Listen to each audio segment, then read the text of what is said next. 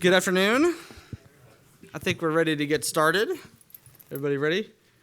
Good. I'm Michael Strain, Deputy Director of Economic Studies here at AEI. Thank you all for coming, and thanks to those of you who are watching the live stream of this panel. We have sandwiches here. I'm sorry we can't get those to you, but at least you'll be able to hear the good discussion. As it relates to labor markets, much of the policy debate is currently focused on whether the economy is at full employment. This is especially important because this determination will play a role in the Federal Reserve's decision whether to raise short-term interest rates next month. The 30,000-foot view of the labor market is concerned with discovering the NAIRU, whether the U3 unemployment rate remains a sufficient statistic for labor market slack, and similar questions. These questions are vitally important, but the policy debate would benefit from a richer discussion and a more holistic view of job search, the matching process between workers and firms, and the role of professional and community networks in those processes. This afternoon, we descend to the ground level and travel to the front lines of the labor market. We will learn from faith-based organizations that have rolled up their sleeves and jumped into the everyday hustle and bustle of America's job market. These organizations are doing important work, which they will describe. They will discuss what lessons their efforts may hold for the faith and philanthropic communities. The experiences of these organizations also have much to offer the policy community and to the 30,000-foot work that Washington does so much of. And they highlight another important reality. Full employment, along with many other goals of government policy, are properly understood not exclusively as policy goals, but instead as social goals. As such, all of society has a responsibility to pitch in and help, including the important institutions that exist in civil society, in the space between citizen and government. Faith-based organizations are among the most important such civil social institutions, and the organizations here today show how necessary civil social institutions, including faith-based institutions, are in our efforts to achieve important social goals. With that, let me now introduce our panelists and moderator. Jo Kwong is the Director of Economic Opportunity Programs at the Philanthropy Roundtable, which she joined in 2010 as Director of Philanthropic Services. Before joining the Roundtable, she worked at the Institute for Humane Studies, the Capital Research Center, the Property and Environment Research Center, and the Atlantis Economic Research Foundation. She has written numerous articles examining the nexus of philanthropy and markets in a variety of widely read publications and was an early contributor to Philanthropy Roundtable's magazine, Philanthropy. Dr. Kwong received her PhD in Natural Resource Economics from the University of Michigan and her undergraduate degree from Brown.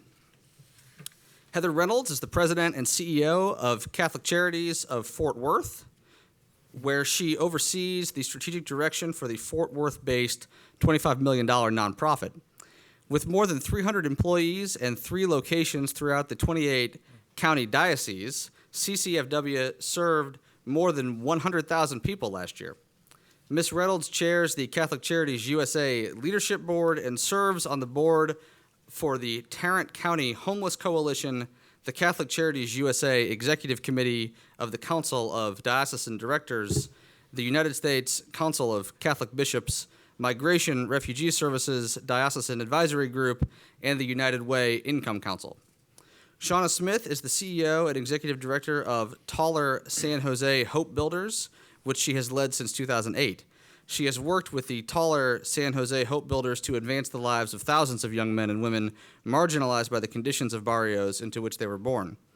In addition to her role as executive director, she has led the development of Hope Builders Construction Company, a licensed general contracting venture and social enterprise that expands Hope Builders' existing training services and creates jobs for unemployed youth. She was named a Marano Fellow by the Aspen Institute in 2006.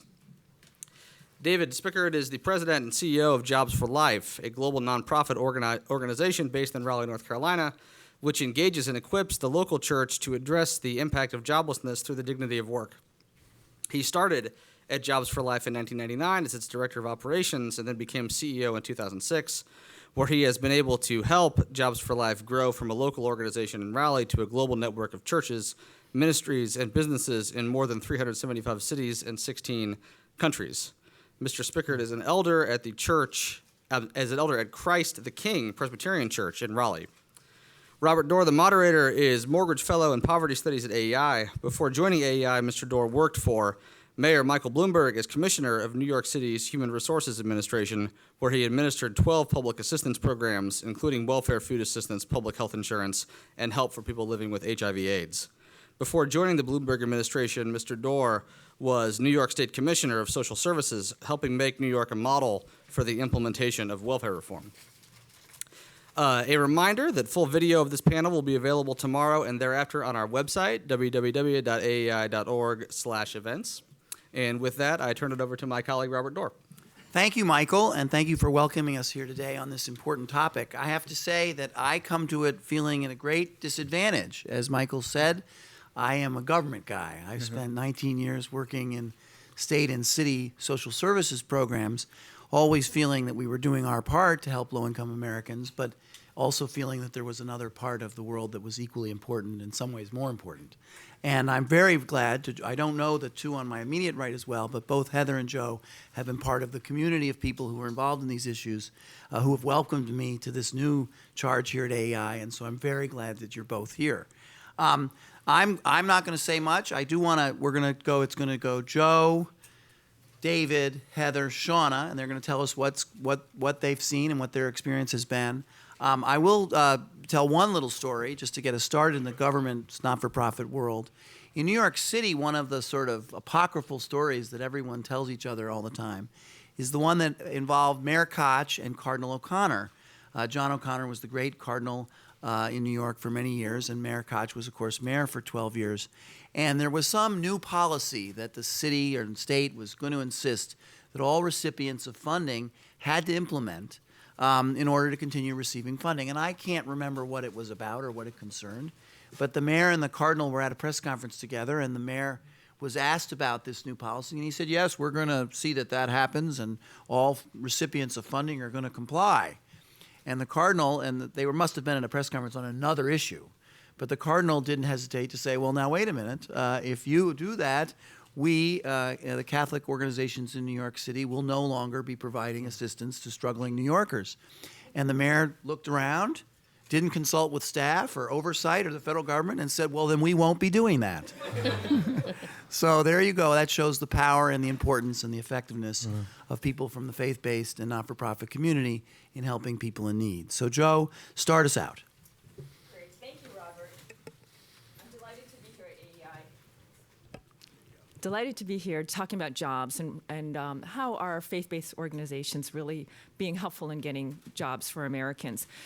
As you know, it's a topic that is really intertwined with so many things that are going on right now, discussions relating to income inequality, economic mobility, pursuit of the American dream.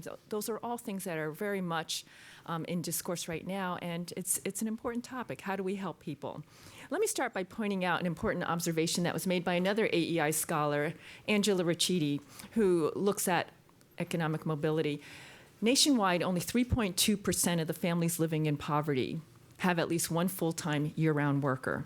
So flip that around, more than 94% of those living in poverty are not working full-time. So on the face of it, it seems simple. Poverty and work directly related. And of course, that's what drives a lot of what Robert's been doing and a lot of the policy issues about work requirements. You know, what kind of work requirements should we have? How should that be part of an entitlement reform? Very important for policy descriptions and discussions. But of course, it's easy to make that observation. It's another thing in practice, as our panelists will talk about. Particularly for those who have been chronically unemployed or have never had a legitimate job, there's nothing simple about that observation. But fortunately, as Michael pointed out, we have a very strong civil society, a lot of organizations, both secular and faith-based, nonprofit, that are all very committed, very passionate about helping people get work. They understand the importance of work as a centralized organizing force in our lives. So I'm going to share a couple of observations for you that looks a little bit about what are the characteristics of effective faith-based organizations, and also making that distinction that not all faith-based organizations are alike. And so I look at what I consider effective, and I'll get to that in a minute. But by way of introduction, I direct the economic opportunity at the Philanthropy Roundtable, a little bit different organization than you'll see from our other three speakers. It's a nonprofit that serves donors who seek to advance liberty, opportunity, and personal responsibility. And I look at the ideas, the models, the strategies, organizations that donors can support to help the poor achieve greater economic mobility. And in fact, some of these organizations and donors are featured in this book that we have out front, and you're welcome to grab a copy on your way out. So what are the characteristics of effective faith-based organizations? Let me start with what I mean by faith-based. And I think it's important to say that we're looking at outcomes, not activities. That's the very first thing of effectiveness for me. Three effective things. The people that you serve, are they getting jobs? It's pretty simple. Second, are they keeping those jobs, ideally for a year or more? And third, are the organizations providing the wraparound holistic support services both leading up to the job and while you have the job, so that the goal beyond is to move you past that entry-level job and into progressively higher paying and rewarding jobs, with the end goal being that the individual can support themselves and their family, and hopefully without any kind of income supports. So to accommodate these longer-term goals, these organizations that I look at and call effective are much more than job mills or job service organizations. They're really in the business of building life transformations. What this means in practical terms is that the organizations that I recommend are very heavily loaded up front on what I call employability, helping people become employable, which is very different from getting a job. It really is talking about building the life and character skills that lead to long-term success in the workplace.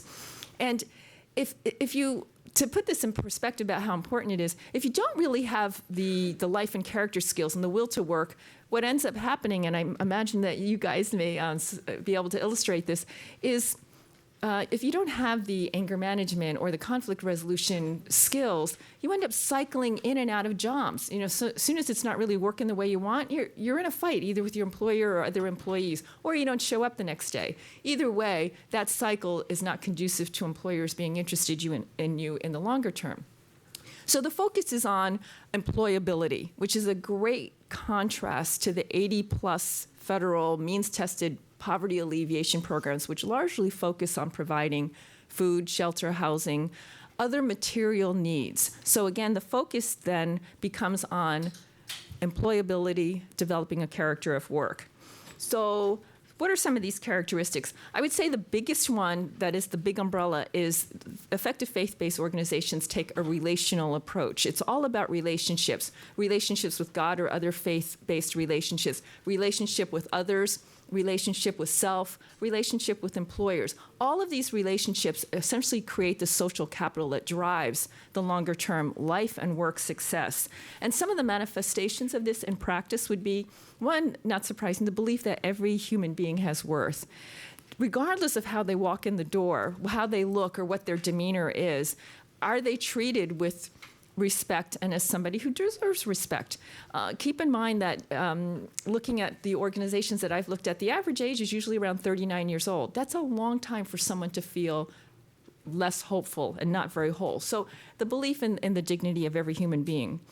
This amounts to the promotion of an asset-based approach, really a wealth-building approach rather than a grievance-based, poverty-focused approach. The goal then becomes, how do you help people find, discover, and explore their potential by asking questions like, what are your passions? What do you like to do? What do you want to be? And particularly for people born into generational poverty, those are questions they really don't hear very often. And it opens up a whole different way of thinking. Another characteristic, being very future-oriented. It's not about your past, it's about your future, what you can become.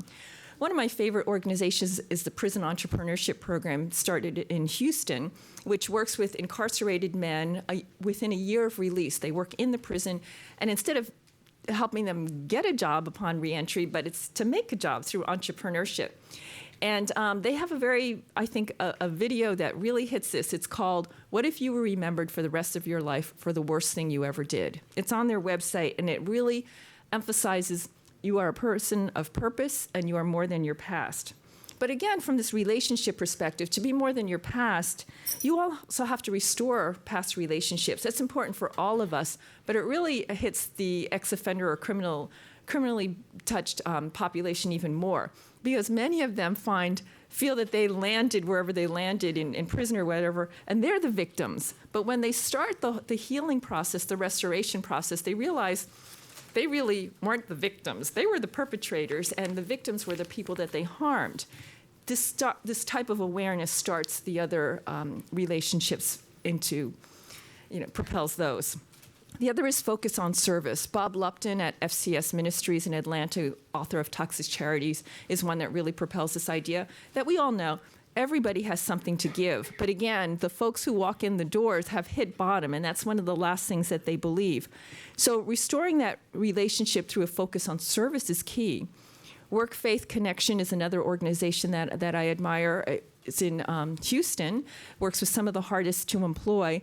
And their webpage features a number of their donors. One who says, if I hire a guy off the street for an entry-level job, the attitude is, what are you going to do for me? But if I hire one of the Work Faith Connection graduates, it's what can I do for you? That character of service is built into their training. And these trust relationships come at every level. It's not just self. The employer one is really important. JobsWorks is an organization fairly new, 3 years old in Milwaukee, started by somebody with 40 years experience in the equity business, and he wanted to really tap into the employer relationships, and he's looking to build a really extensive database of stability employers. What this means is people who, at your first mistake, instead of firing you, will use that to guide you through how you can learn from that. And if you consider that organizations that across the board help those in need, the majority of people coming through the doors will have criminal histories. So these employers need to be okay with perhaps someone who has a monitoring device or who may be asked to go speak in front of a parole board. It takes patient employers, but the more that we can build those relationships, the more these things can develop. I'll mention two other relationships. The other is relationships between your participants is really key. Steve Swain, who leads the Step Up Ministry also in Raleigh, North Carolina, has a policy of making sure that they hire people that they train. If we don't train them well enough that we can hire them, why should we expect others to? But there's a relational aspect that's really important.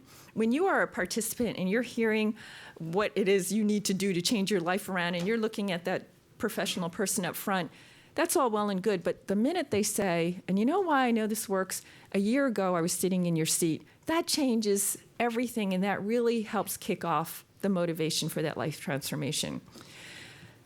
Last week I was visiting Community Warehouse, really interesting program that looks like a nonprofit Home Depot. They get donations of home building goods and they sell it to people within that zip code to help them rebuild their homes. But it's more than that, of course. Doors will be, their guys are learned how to create and construct pre-hung doors from them, cabinets and whatnot, so they learn construction skills. One of their participants, I thought, said something really priceless. He said to another person, brand new, he said, look, just keep your mouth shut and do what they say. It doesn't make any sense, but it works. That was absolutely priceless. The important relationship that they have within each other really exemplifies the social skills part that needs to be developed. A lot of the folks who come through the doors, their social capital is filled with really dysfunctional relationships. And the more you can replace that with other, sometimes called strivers or thrivers, again, very, very priceless. So the last point I want to make is all these trust relationships are bolstered by accountability. The effective organizations set clear expectations about right behavior. When I visit groups, I always ask, who do you accept into your programs? Can they be kicked out? And what does it take to graduate? The organizations are very clear, about what they expect. And if you consider I think one of the biggest barriers to success for people who have not been successful in work is the inability to plan long-term set goals. And so by helping them set these goals, even the small ones, and to have them achieve them, if you can show up 5 days in a row for a work program, a job skills program, that enables you to think you can do more, and you can, and more and more. And so that's also an important thing. But at the same time, because we believe in the fallibility of humans, if you are asked to leave, you're almost always told, but as soon as you write whatever this is, you're welcome back. So let me just summarize by saying I've looked at a lot of different organizations, and the way I've characterized the ones that I think are effective and that are very clearly demonstrated by my colleagues to my left, they exemplify a holistic relationship approach to those that they serve.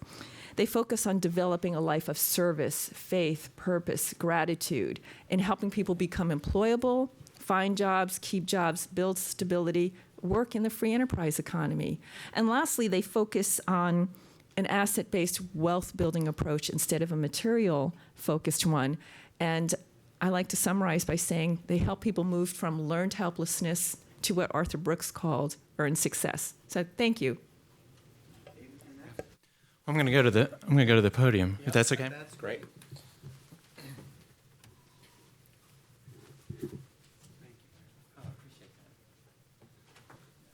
Good afternoon. Is this on? Good afternoon. Can you hear me okay? Yeah. Well, it's a real honor for me to be here among you all. I think all of us who are here on the panel have, we're real excited to be able to speak from the perspective of our faith and to give picture to what Joe just said. And I realize in our work at Jobs for Life, we come from a Christian biblical worldview. And so in a group like this and those who are watching, I realize that some of you may not come from that perspective today, and certainly that's okay. But we appreciate the opportunity to speak authentically from the faith perspective that we have today. So thank you for being here. Jobs for Life started in the late 90s as a local organization in Raleigh, North Carolina. And our mission is to engage and equip the local church to address the impacts of joblessness through the dignity of work. Over time, we've become a global organization that embodies this mission. Now, we were started over lunch, just like many great ideas are started. A pastor and a businessman who were in relationship in Raleigh were having lunch each week. And Chris Mangum, who oversees a heavy highway construction company, on that particular day, he was having a very difficult time finding drivers to drive his trucks. And he shared that need with his friend, Pastor Donald McCoy, who pastors a small African-American church in southeast Raleigh. And Pastor McCoy's response was interesting because Chris was sort of sharing this as a need, maybe something that Pastor McCoy could pray for. But Pastor McCoy said, you know what, Chris, I've got a lot of able-bodied men and women in my church who are parked just like your trucks because they can't find jobs.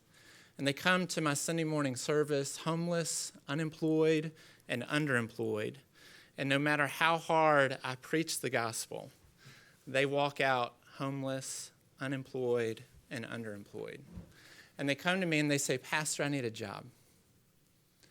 And I don't know where to take them.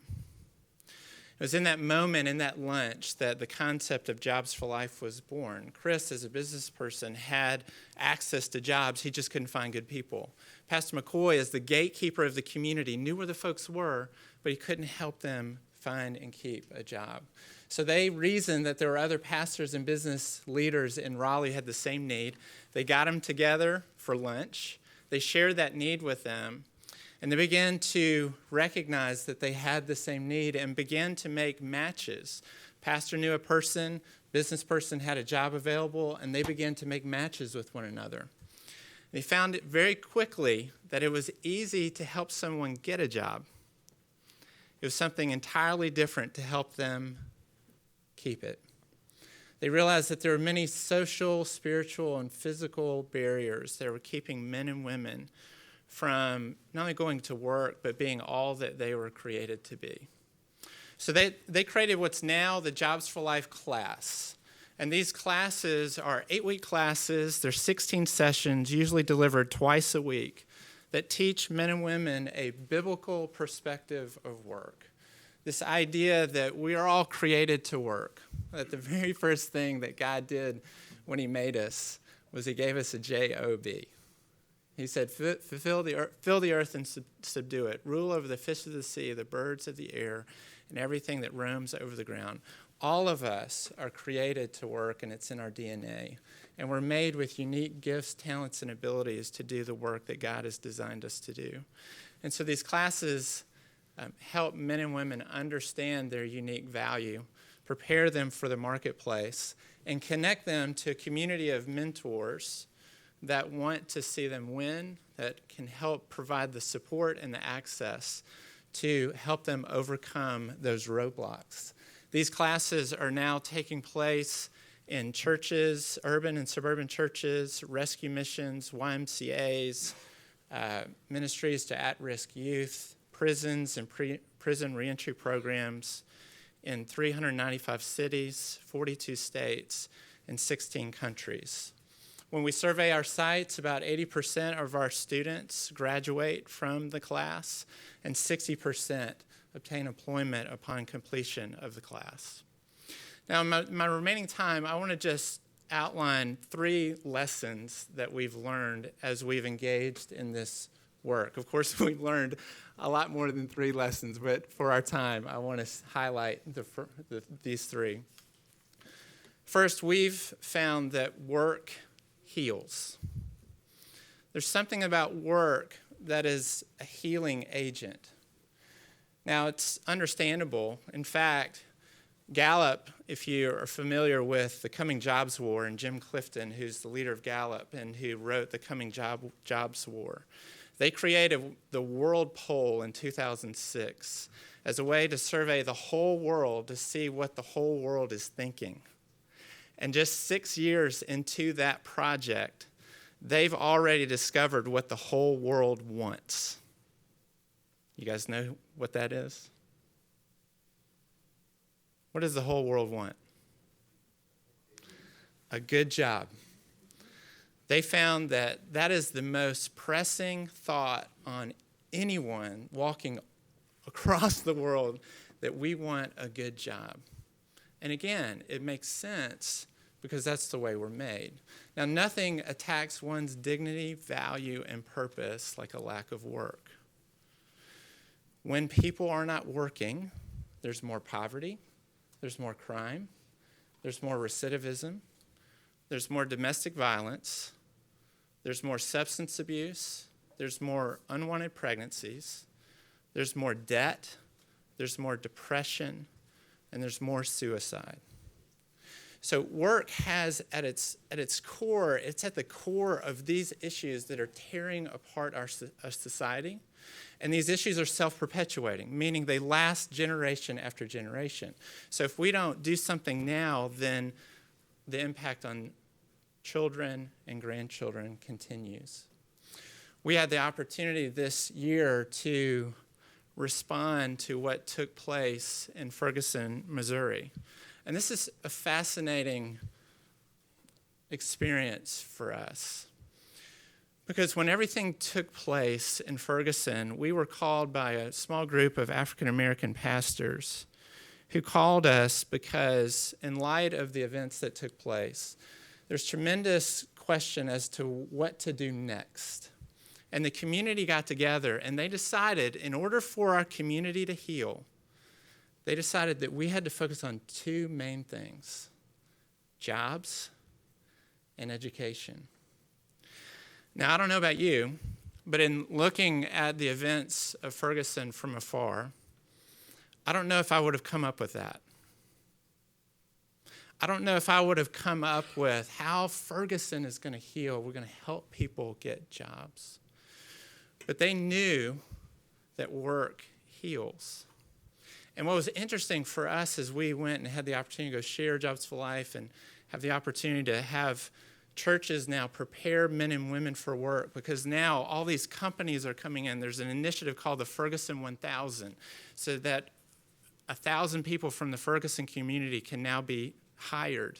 But the church pastors called us to say, but our folks are not ready to go to work. So the jobs are there, but we have to prepare men and women to go to work. What's interesting is that what we learned, being from Raleigh, North Carolina, is that Ferguson is not unique. The issues that are bubbling underneath the surface in Ferguson that just happened to reach a flashpoint because of the event there are bubbling underneath the surface in all of our cities, in all of our communities. And so there's a sense of urgency to help people get jobs to heal our communities. We had the opportunity to have the first Jobs for Life class. Those pastors, as a way to move the city forward, had their first Jobs for Life class. They had 8 graduates, and 6 of the graduates got jobs upon completion of that class. So work heals. Second, again, from a Christian biblical worldview, Scripture says that essentially the church is God's plan A. What do I mean by that? It means it's his body and his bride, his representation in the world. It's the way he is working in the world. And we believe that the local church is the place where all needs can be met. And therefore, it is a place where we can actually solve the job problem. But there's a problem.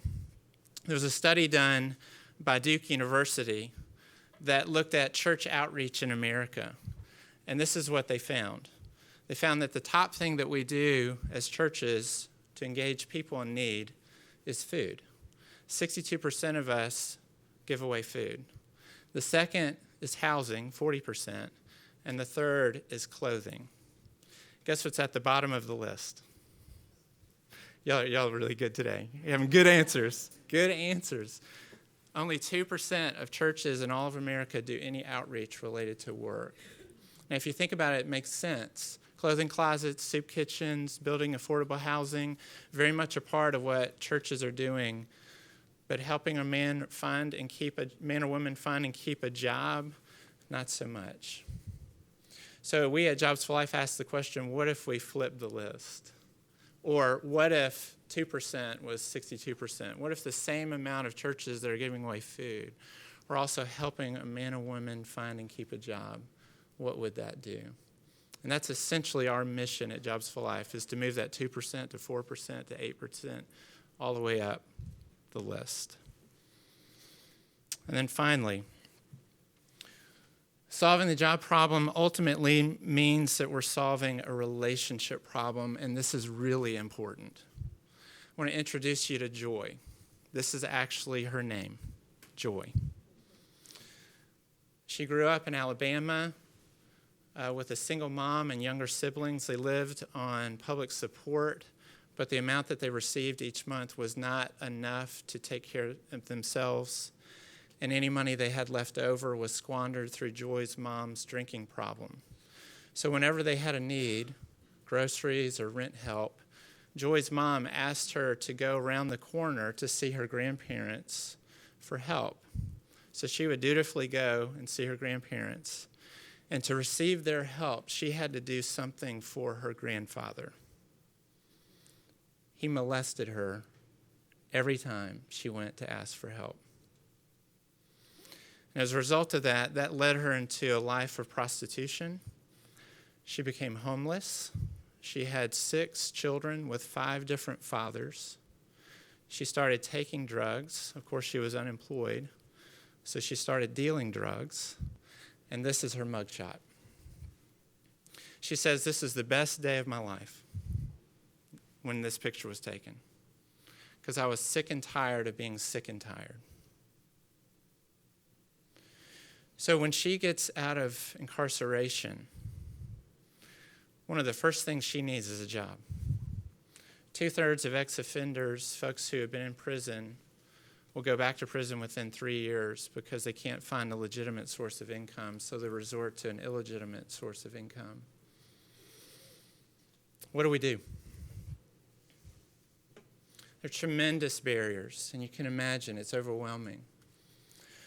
But we have to understand that the job piece is a symptom of a much deeper issue in folks that we're working with.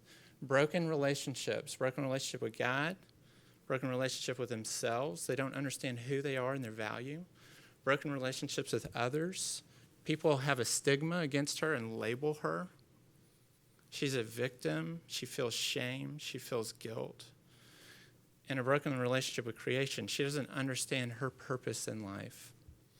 Well, thankfully, some women from a local church in Alabama decided that they would go and teach Joy and others like her in the jail where they were staying what it means to go to work and to heal those broken relationships.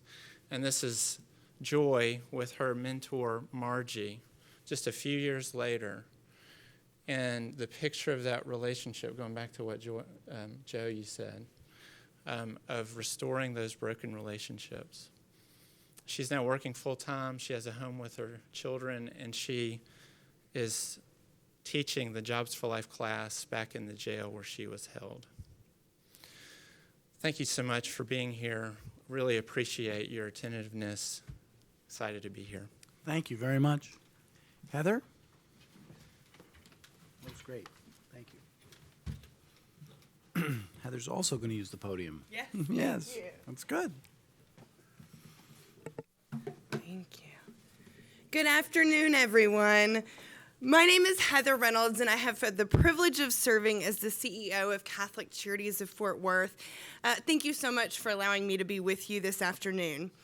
I ask for a moment that you put yourself in the place of the last time you had to fill out a form and provide your emergency contact information.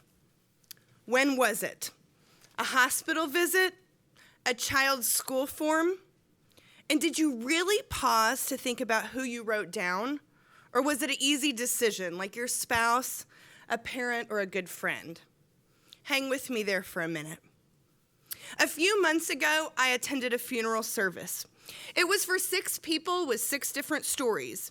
There were a crowd of mourners, there were flowers, there were pictures, and there was a camping tent set up in front.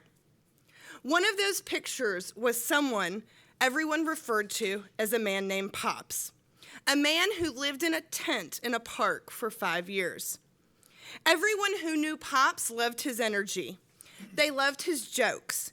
He was the kind of neighbor that everyone wanted, kept an eye out for others, welcomed new ones, even if his neighbors lived on the street like him. 2 years of our staff getting Pops to trust us. Regular visits to the tent he called home. A man whose only refuge from life was a vodka bottle. A man who caught on to the hope-filled energy of Catholic Charities staff and started to think that life could be different. We moved him into an apartment. We took him to treatment. We supported him in the upcoming months. But this story did not end well. Pops? Well, one day Pops was found by apartment maintenance, dead in his home. And who was called? His emergency contact, his Catholic Charities case manager. There is something deeply sad that our case manager was his emergency contact. And there is a lot to be said about how faith-based organizations serve people by who Pop scribbled down on his housing application when he made his emergency contact decision. We sat at our funeral service for 6 of our homeless clients who died this year. Some had violent deaths.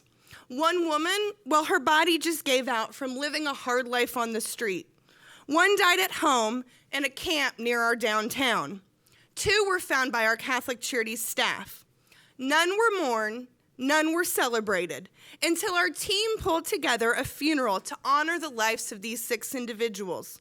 The simplest of services, a vases of 6 roses, a camping tent to symbolize these clients, and a crowd full of Catholic Charities staff who sat in solidarity, crying softly and holding steadfast to the belief that these lives were deserved not to be forgotten. How do we serve at Catholic Charities? With undeniable compassion that stems from our faith, whether it achieves the level of success we wish it would or not. And why do we serve? It is our moral obligation. We are Catholic, and why people who know the Catholic Church clearly understand that we are a pro-life church. It is so much more than just an anti-abortion church. It is a church that believes in the dignity in every person we encounter and supports life through its many stages. We believe that people deserve more than just getting lost in a broken system, one where they make too much to qualify for any sort of help but not enough to get by. one that only puts a Band-Aid on their problems and criticizes them for coming back through our doors. We believe in the common good, that our community will only be as good as our weakest member. We believe in utterly destroying poverty. We believe that poverty is the enemy, that it destroys dignity, it destroys family, and it destroys life. And we believe it's our job to fight back. We want poverty to end, and we hold tightly to the belief that it can. With the Porter family, it did. Mr. Porter had worked in the oil industry and was laid off 6 months before finding us. The family was days away from being evicted, just days away from joining Pops on the streets. We started our Hope Serving Ways with assistance and continued with intensive coaching to help him find a well-paying job, develop a budget, reduce their debt, and develop a plan to save. After a few months of help, the family succeeded. The Porters arrived at their financial coaching appointment one day with the good news that Mr. Porter had a job. Our staff crowded around them in the lobby to congratulate them. With shining eyes, Mrs. Porter, one by one, hugged each of our staff members, whispering thanks that they helped and that they cared. Mr. Porter's work with us resulted in a job paying $47,000 a year. The family is saving. They are secure. They are continuing their work with us until they cross the finish line of being able to withstand any setback that might come their way. How do we serve? With undeniable compassion. Why do we serve? Because we believe in eradicating poverty. And the Porter family is proof, among thousands other similar stories, that we can and that we do. But what do? Simply put, we say yes, and here is how. A client walks through our doors, or we find them some other way, and we first ensure our encounter with us is one that is full of hope and compassion. That builds trust. Believe it or not, that sets us apart. We then assist them with whatever they need, be it a car repair, housing help, or utility payments. Not to Band-Aid an issue, but if someone is bleeding, they first need a Band-Aid. And then we pull and yank with all of our might to move people into case management, where we can then begin to serve them comprehensively on their journey out of poverty. To us, out of poverty is much different than how it's typically defined, and that is important. Because the federal poverty line is such an outdated measure, leaving many families in the gap between welfare and self-sufficiency, we came up with our own definition. We consider a family to be out of poverty when they have achieved 4 things. 1, when they're living independently from government assistance. 2, when they're earning a living wage. 3, when they have 3 months of savings in the bank. And 4, when they've eliminated all inappropriate debt. Let me share 2 recent illustrations of programs we are running in order to get folks back into the workforce and ultimately out of poverty. We are currently underway with 2 important research studies. For both of these projects, we are partnering with the University of Notre Dame's Lab for Economic Opportunity to study the data. Through rigorous impact evaluation, the lab aims to identify innovative, effective, and scalable programs that help move people out of poverty. One of our pilots being evaluated, Stay the Course, was born out of the reality that only about 15% of people who enter community college in our nation ever graduate. With education directly correlating with good employment at living wage, we figured out why so many students don't make it to that finish line. We have studied our local market, and we understand where our economy is growing and where labor is needed. We understand what training that folks need in order to get in the labor market. And we have overlaid what jobs will actually pay a living wage when folks cross the finish line of having the certain skill, be it nursing, aviation mechanics, or accounting. Then we enroll people in community college. We career coach them, but we also do whatever it takes to get them to finish their certificates or degreed programs. Our case managers act as coaches, mentors, accountability partners, and cheerleaders all in one. In pilot year 1 results, students receiving services from Catholic Charities averaged over 5 more credit hours than the control group. But what is even more impressive is that 30% more students persisted in their education when a part of Catholic Charities services. Case management was that difference. Our second project is the Padua Poverty Pilot, which we launched this past April, with a plan to serve just over 200 families over the next few years. Padua is consisting of 2 distinctive elements that together we believe will get families, their children, and their children's children out of poverty. 12 asset areas that we believe are critical for every person to succeed and supercharge case management. First, the 12 assets. We developed these because we know it's important to serve people holistically. Yes, poverty and money are linked, and it's important for the people we serve to reach financial stability. But they don't get there overnight, and there's a whole lot of factors that play into their ability to have enough money to meet their needs. That is why we work with each family to first identify their strengths, which they can build upon and leverage in order to do the work necessary to develop in the asset areas they are struggling with, and ultimately to move closer and closer to our out-of-poverty definition. Working with each family across the spectrum of 11 assets is the key to ensuring we're not just treating a symptom or two of poverty, squashing one to have another one pop up the next day, but actually getting to root causes. This approach empowers families by celebrating their strengths, a strong support system, good computer skills, church involvement, things like that will help fuel their success. Our belief is if we build these assets with families, they will grow to meet our out-of-poverty definition. Our research will tell us if this is correct. The second major aspect of Padua is our supercharged case management. They guide and support the families they work with to help them manage their own situations. They work alongside our families, help them tailor their service plans, and basically do whatever it takes to move families out of poverty in a holistic way, working with families to see progress on their action steps, which feed up to their long-term goals every 21 days. So what do we do at Catholic Charities? We say yes. And we say yes to test what we are doing in order to ensure we provide services that actually give families a way out. To families like the Porters and to people like Pops. In truth, some we catch early and some we catch much too late. But we are there regardless to help them and walk them on a path out of poverty. So before I close, I just want to briefly take you back to that funeral service. I take you back to the thoughts rolling in my head of what could have been and what should have been. I take you to my staff with shaky voices, bowed heads, and tear-stained faces. And all of that top of my mind and top of my heart, I ask you today to push us forward, to be the voice for the poor, to advocate for change, to hire an ex-offender, to be a mentor, to volunteer, to do something. It is up to each one of us. There are many reasons why people are in poverty, and there's many faces to poverty and many problems that need to be solved for. But our one goal remains to utterly destroy poverty.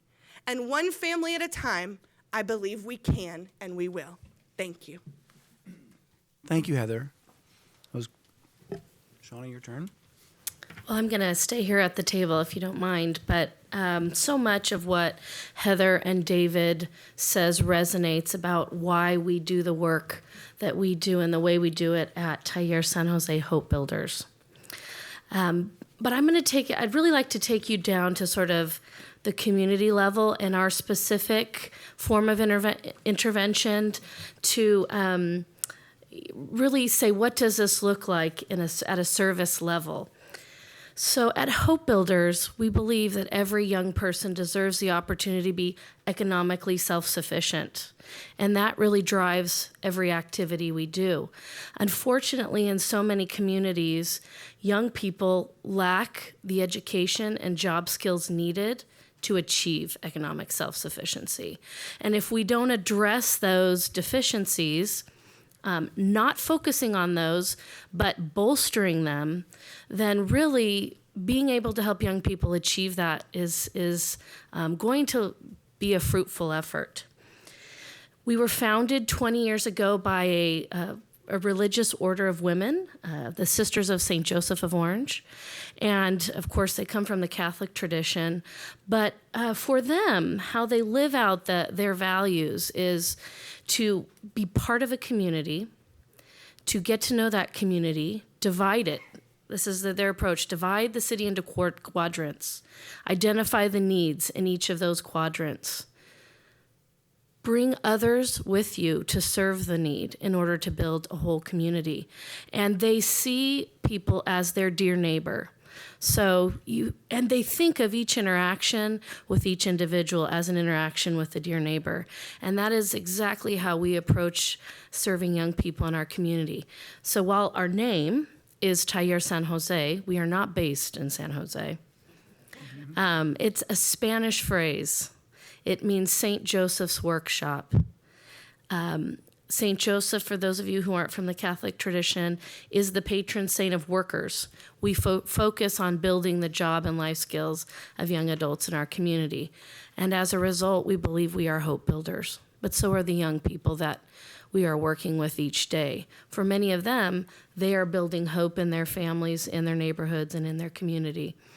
So it's a very specific target group that we're working with, and we believe that if we can intervene early at a young age, then we can help avoid some of these lifelong dependency issues that so many young people fall into generationally, whether it be incarceration and recidivism, reliance on public systems that don't advance them but keep them stuck, and keep them separated from opportunity to achieve their full potential and to really understand who they were created to be and what they have to give their communities. Our mission is to empower disconnected young people with the job and life skills that they need to be self-reliant, lifelong self-reliance, not just as Joe said in her opening comments about helping someone find a job, but helping someone build a life and a young person to build a life. We're specifically targeting young adults between the ages of 18 and 28, and our average age of our young person is 22. These are young people who are unemployed or underemployed, mostly have never worked before. 100% of them are living in extreme poverty. They're not in school and they're not in work. They're in and out of negative social institutions that we have. And they have little opportunity to advance themselves because they tend to also have very low math and language skills, even if they have a high school diploma. So we don't even use high school diploma as a measure for our organization anymore. We look at what is their math and reading skill, because the fact of the matter is, if you do not have strong basic skills, how do you advance yourself? And as a young person, it isn't just about having job skills to get a job, but advancing yourself over your life, which means a commitment to being a lifelong learner and advancing your education, whether that be through the traditional modes that we think about, like community college and four-year universities, but apprenticeship and career technical tracks, which are becoming more and more important in our economy. Being based in Southern California, so I said where we weren't from, San Jose, but I missed where we were from, which is Orange County, California, about 30 miles south of Los Angeles, the home of Disneyland. But for many of our young people, and I'll share an experience that I had recently. We had a team of Disneyland executives touring our training center, and it happens to be based in Anaheim. And so we had invited a group of our young people in our training programs to come and share their experience, their growing up experience, and what they were doing at our center with this group of Disney executives. And unbeknownst to me, providentially, one of the young women's parents had worked for, were employees of Disneyland, worked in their service department. And when she shared her experience, she shared, despite the fact that her parents both worked full-time jobs, they lived in Section 8 housing by the largest employer in the county.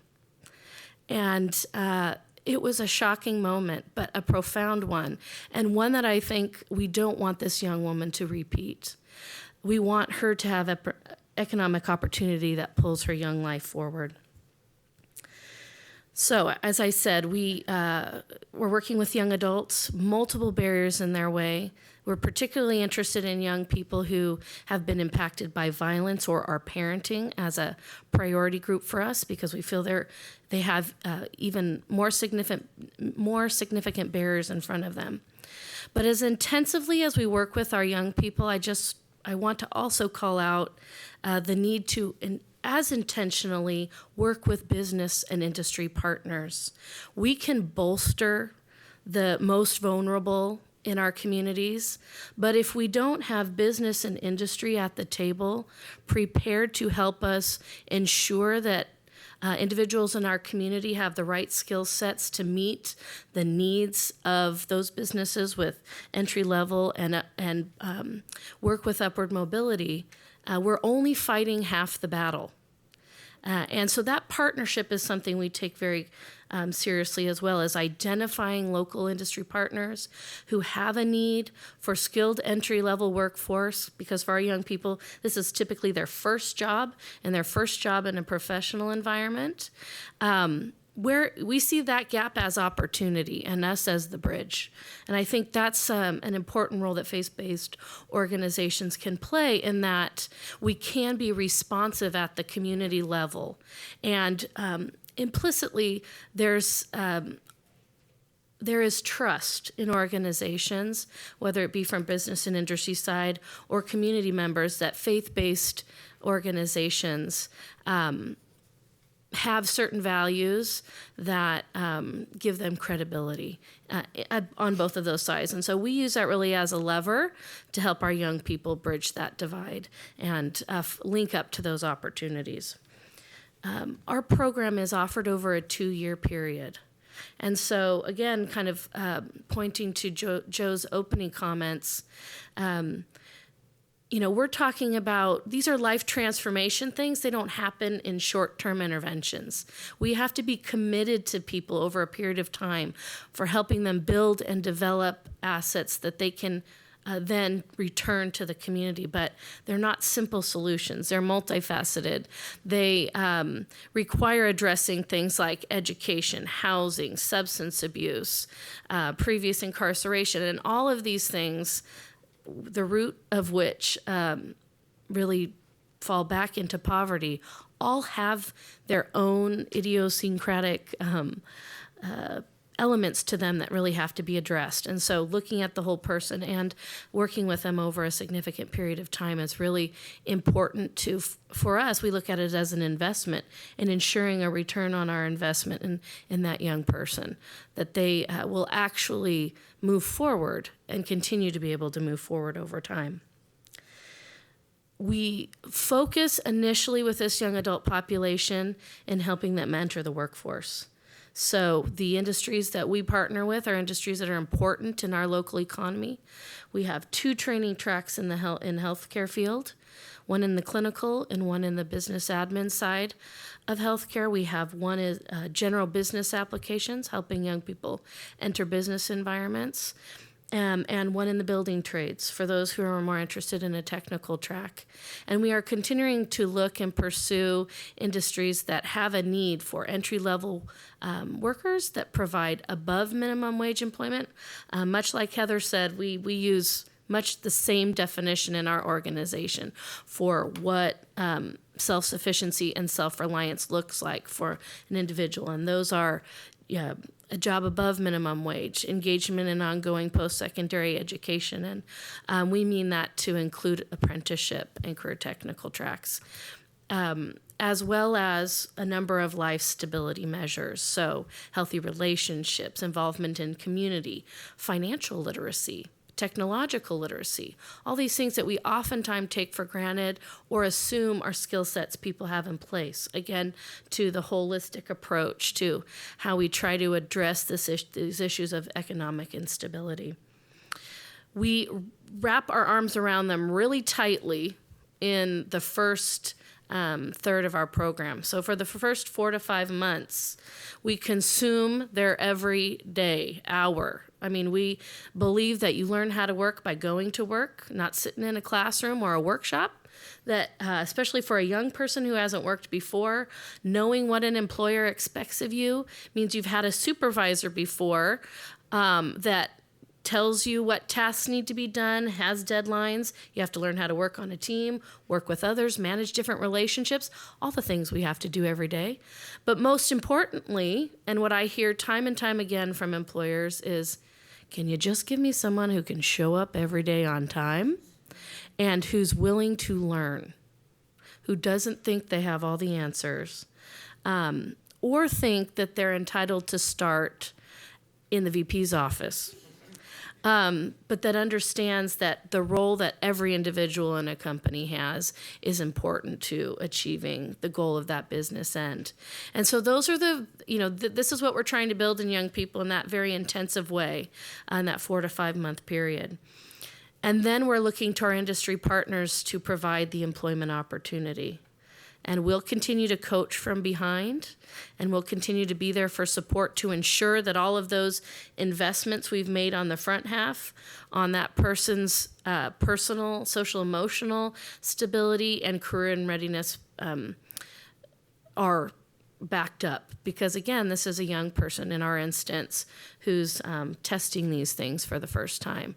And I don't know about you, but I know when I was 18, 19, 20, I thought I was grown, but I was not grown.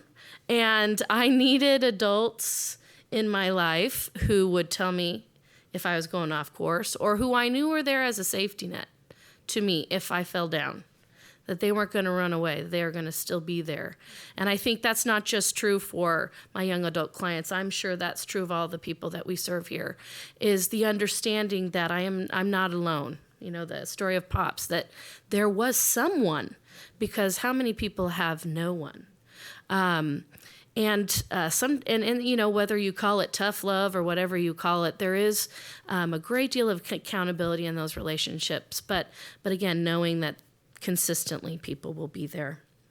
You know, over that time of 2 years, we are measuring progress young people that are making across a number of social and emotional characteristics. We are looking at things like job retention and wage progression, and we're looking for a commitment to post-secondary education and advancement across that as well, as a very critical piece to this long-term self-sufficiency. To help build that for young adults, we not only broker relationships with employers, but we broker relationships with post-secondary education partners as well. So again, we're not only working on the side with the young person building the skills, but we're trying to build the pathways for young people to then be able to bridge over and continue to move forward beyond the time we will be with those young people. So whether it's our community college partner and programming that we do together, where a young person would be dually enrolled in our training and earn college credit for doing that, or whether we have a pre-apprenticeship program that feeds into a formal apprenticeship program that is then linked to the community college where a young person can achieve college credits. We're looking for all of these different ways we can help clear the path of minefields for young people, especially young people who might not have family mentors to help them along the way, that we're really serving in that capacity. So hopefully that gives you a good sense at the ground level what some of this looks like for a particular group of young adults. And really the year is a very ripe opportunity when we look at reports about the skill gap across our communities and a large and growing young adult population that's disenfranchised from those opportunities, and we want to leverage that for them. Thank you very much, Shauna, and thanks to all of you. That really was a wonderful, all four presentations of what is really important activity, and what Michael started us off by talking about the important role of civil society plays in helping struggling Americans. And so and it was also a call to action. I heard a call to action there, and I love that as well. So I really thank all of you for that. Now, I have 3 questions to get the discussion going. So audience, wait a minute. And then we'll open it up for discussion. So I have to ask the kind of, typical question of the Washington person.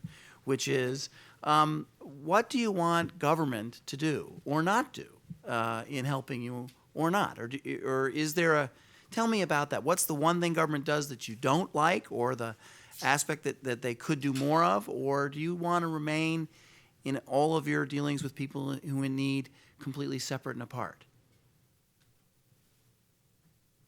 David, you want to go first? Okay. Government plays an important role, and I think we, with our work, as we are a church equipping organization, so much of what we hope to do is to help churches understand what's available out there in terms of services that can be augmented, and really how the church can serve government. We have many stories of caseworkers who have 100 families that they're trying to serve and need an army of people to walk with those folks. And here we have, almost on every street corner, an army of people, if mobilized, could provide real support. We as an organization, we are privately funded, so we don't receive government funding. Some of our sites are nonprofits and other organizations that do. And so we try to build a relationship in such a way that we can really serve one another. Heather? I would say two things, if done differently, could be really meaningful in collaboration with government. The first is that the way typically benefits are designed allow for people to access public benefits if they are at 100% of poverty, or maybe 120% of poverty, or something of that sort, which for a family of four in our country is just under $23,000. Well, each of us, and it's different if you're Orange County or Fort Worth, Texas, but each of us locally have data that shows what a family of four in this example needs to get by. And so for our local community, it's about $39,000 a year. And that's no frills. That's not your refrigerator breaks down and you go buy a new one, or you get Christmas gifts for your kids. That's just kind of what it takes to get by. And so there's a big gap between when benefits drop off and what it really takes people to be self-sufficient. And so what we have found, unless a family can really make that leap out of poverty, it's really hard cyclically to get out. And so one thing the government could do is, if there was more of an incremental step off when somebody was working a plan to move ultimately, we don't need to be quite like they are. And so I think there is a way for us, or the government specifically, to say yes more if the resources were aligned a bit differently. And now the last question, and then I'll open up. But a couple of you did use the phrase living wage, and this is the American Enterprise Institute, and we have a bunch of economists who react a little nervously to that phrase, and so I want to talk about it a little bit. So one way to address the living wage issue is to have mandated wages on all employers that they must pay that's higher than it currently is. Another is to understand that the labor market isn't always paying enough for people to afford, and sort of top up wages with government supports that make those wages go further. How do you guys react to that either or choice? So that's a great distinction to make, and I like to say self-sustaining wage, because you avoid sometimes the argument around what are we talking about, mandatory living wage or those sorts of things, because I think it's a consciousness in communities. The lens I'm speaking from is a consciousness of what it takes to sustain a family in the community in which you live. So Heather spoke to that earlier about it being around $39,000 in the Fort Worth area. In Orange County, a person working minimum wage, current minimum wage in California is $9 an hour. Has to work over 130 hours a week to afford housing. So again, I'm not sure of the answer, other than people have to have skills to meet the needs of employers in the community, and we need job opportunities in our community that provide people access to self-sustaining wages. The answer is somewhere in between there. else want to Heather? And if I could just piggyback off of that, our advocacy work has really been not geared around increasing the minimum wage or something like that, because economists who are much smarter than us understand how that would actually play out in terms of a reality into our local economy. Our focus, though, has been train people in jobs that get them into a job that can take care of their family. And so for us, for example, we have clients a lot of times who want to come in and do some sort of training to become a cook or some sort of chef or something like that. Well, in our local community, I mean, unless you are one of these like hotshot chefs, which only 5 or 6 people are in our local community, you're not going to be able to provide for your family. So we steer them, hey, okay, if you're really interested in culinary arts and things like that, could we interest you instead of looking at something in the nutrition field where we can get people into jobs that pay a living wage? So we've really been dealing with it more on a practical kind of family by family level. Yes.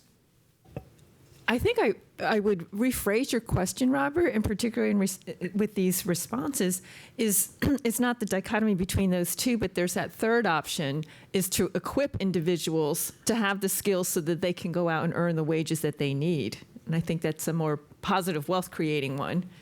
It is, and David, that's what you talk about, getting people to be able to stay in jobs. The only just little complication there is if it's a government program and they're receiving assistance, it's a little hard to provide the assistance and no work until you get someone up to that skill level, because in the past that hasn't always worked. So it's the combination, work plus skill building, that can work, I think, effectively. But I'm just the moderator, so. And there's a huge fear to move beyond the amount that you earn to lose your support. That is a real fear that people have. And so it takes heart change, mind change, a support system to move folks beyond that. That's a very good point. Thank you. Okay, let's open it up to the audience. We have about 10 minutes left. Yes, sir. Well, thank you so much. There you go. First of all, can you hear me? Mike. Thank you so much for your presentations and for coming into the nation's capital. Pretty awesome. I'm not sure if this is an appropriate question. I'm currently in between jobs. I've been in the commercial, kind of in and around the commercial real estate industry here in Washington, D.C.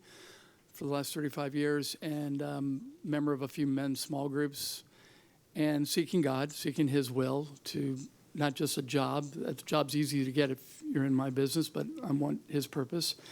And some Christian businessmen sent me this invite to this event today, thinking of something magical like God does all the time comes when you show up or you seek Him.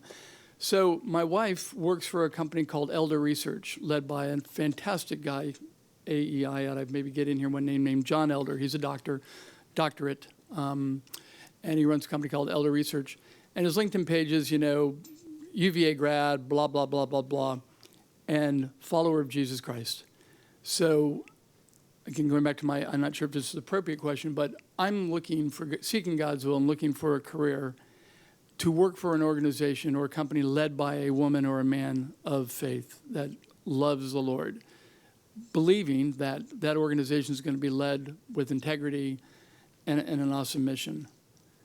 Any suggestions to anybody else that might be in this room that's looking for a career to, instead of coming out of like where I came from, which is bottom line, corporate, all we care about is money, to, well, we do care about the bottom line, but there's something else much bigger. There's opportunities, you guys think, in that world? Absolutely. I would look just locally at the faith-based organizations. There's tons that are headquartered in D.C. or Alexandria that are more of your national organizations, Catholic Charities USA, Salvation Army, the list, American Red Cross, the list goes on and on. But then also there's a lot of local organizations that are providing great social service on the ground level, and I'd say start there. Next question. Yes, sir. Thanks for the panel today. My question would be, it seems that the actual employment piece of this is the hard part. And I'm wondering if you would agree with that statement, and what specifically would you encourage other nonprofits in this space to be doing in like building relationships with potential employers in that just kind of broad realm? Because that, if that's the target, right, like what does that look like? And what does that look like for you all? And I want all three of you to answer it. So, how we approach that is to really understand our local business industry and where there are opportunities for entry level employment where some skill is required. And if we can prepare that individual with the skills they need to be competitive, and then with that, our approach is not to create a relationship with the business from a charity perspective, but from how does this meet a HR need that you have? How can we be part of your supply chain to say you have a need for entry-level workers with this skill set, and we can provide you with an individual with that. And bonus, these are oftentimes positions with a lot of turnover, but this organization is going to be standing with this individual, ensuring they keep the job, because it's not really even about getting the job. It's about someone who can keep a job, because then it will perpetuate. David? I think what you said earlier, Shauna, about really serving business. We have so many companies who have jobs, and the jobs aren't the issue. In fact, there was one business that we were working with recently. They used a temp agency. They order 20 people every Monday. 10 show up. 5 are any good. And the one who was any good, who it never came again, and they still have to pay the temp agency. So businesses are staying awake at night because they can't find someone who comes to work on time, who will respect their boss, who will stop blaming everybody for their problems, who will come the next day, wear socks, come on their birthday. I mean, the whole thing, and it's about character at the end of the day. And companies say we hire for attitude, train for skill. So a lot of times getting to that living a wage job even idea is the business. When you have someone who's going to be reliable and trustworthy, then they will pay for and support them to move up in the company and get the skills and the training that they need to move into a wage that can actually support themselves and their families. Heather? I would agree with that. And I would say what we find is that journey from typically minimum wage employment to really what it takes to be self-sufficient, to us, that's the hardest path that we tend to struggle with. There's a lot of folks who will hire our clients into minimum wage jobs. There's a lot of folks who will hire our clients into living wage jobs if they have the right skill set in order to be there. So that's what we see. Joe, do you want to? Yeah. And I would just add that looking at the groups that I really favor around the country, they've positioned themselves, or they've developed the reputation where they are the go-to place for employers who are looking for entry-level jobs. Because as that quote that I read about from Work Faith Connection, if I get the guy off the streets, what can you do for me? But if I hire one of their graduates, it's a serving one. It's people who, because of the gratitude part, recognize they've been given a second chance, and they turn out to be often very loyal employees. So organizations that can really continually crank out the entry-level guys that are going to come every day and stick with it, that's really the ticket. Yeah, and I would also say that this is a good time. I mean, where the labor market's getting tighter and tighter. I hear all the time employers are dying for new workers. And so this is a great opportunity for us to take some of the most vulnerable, troubled, difficult members of our society, love them, nurture them, and get them into work. And then we also do have to turn to the employers and expect and hope and encourage more from them in helping their employees move up. Because that role of the employer as a trainer and a guider of someone's career has been lost a little bit, and I think it would be good if we could encourage it to come back. Last question. The word professional comes from professio, profession of faith, or a spiritual promise or commitment. I understand, of course, that you're focused on getting people a job because that's where that feeds them, that houses them. But what role do you see for helping people move beyond, say, a job to a career and a calling? And what could you do, or what would you need to help people move beyond that? we've really zoned in on stackable credentials. So oftentimes we'll train somebody to be some sort of lab tech and then move from there, and so that they can start career pathing. And like was talked about, a lot of employers now will pay for training, and so if we can get them those early credentials that gets them into some sort of living wage job so they can career path, then oftentimes we'll see hospitals who will then pay to have them go on and get their RN, but something that's just continually building along the way. Every Jobs for Life graduate has a vocational plan as a requirement for their graduation, which gives them a similar plan to move from one step to the next. And that's also centered on what makes them tick and really the way they're made and their identity. And again, you have to get to their heart and what their value and their purpose, and that's what fuels that vocational plan. Now, a lot of folks can't pursue their ideal job, and they have to understand that all work is valuable and have to be faithful and go work and do those hard jobs that they don't want to do, but with the eye toward the future. And some of the folks that we work with, their future is 5 minutes from now. They don't have dreams. They're thinking about, they're not even having that kind of conversation. So that's, again, a process to help them begin to think that way. I really appreciate your question, especially coming from a situation of working with young adults who are just beginning to start a career path. And so I would say we're sort of a blend of what both the previous speakers have said. And that is that having skills and knowing what they are really important tools for building stability from which you can then have other opportunity and choices into the future.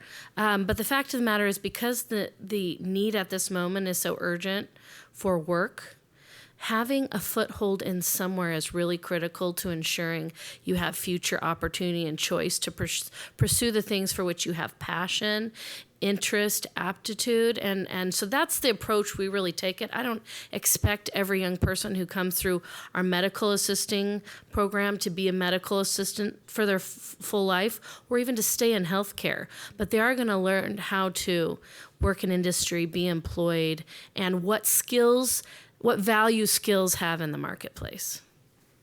Anything else? Okay, this has been just an outstanding session reflecting both the generosity of our country and people of faith and where the real action is. So thank you very much.